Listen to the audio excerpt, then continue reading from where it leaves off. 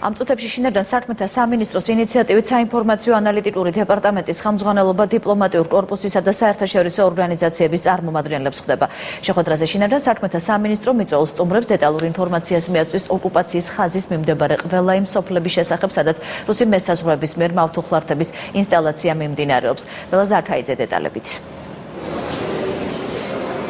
დიახ, სოფო, შეხვედრა რამდენიმე წუთის წინ დაიწყო, უკვე მოვიდნენ დიპლომატიური კორპუსის და საერთაშორისო ორგანიზაციების წარმომადგენლები. კომენტარი გააკეთა შინაგან საქმეთა სამინისტროს ანალიტიკური დეპარტამენტის უფროსმა დავით სუჯაშვილმა, როგორც მან აღნიშნა, საქართველოს ხელისუფლება შინაგან საქმეთა სამინისტრო ყველა რესურსს, ყველა მექანიზმს იყენებს, რომ ინფორმაცია მიაწოდოს დიპლომატიური კორპუსის წარმომადგენლებს და საერთაშორისო ორგანიზაციებს, რომ შეჩერდეს პროცესი, რაც შეეხება არსებულ სიტუაციას, მისი განცხადებით ამ დროისათვის მდგომარეობა სტაბილურია, აქ იმყოფება პარლამენტის კონფლიქტების მოგვარების დროებითი კომისიის თავმჯდომარეც გიორგი ვოლსკი, როგორც მან განაცხადა.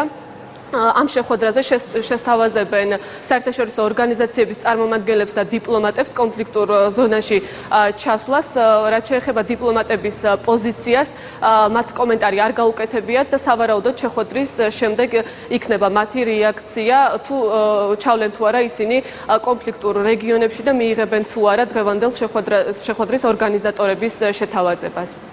დიდი მადლობა, ბელა ზაქაიძე საუბრობდა შინაგან საქმეთა სამინისტროდან პირდაპირ ეთერში.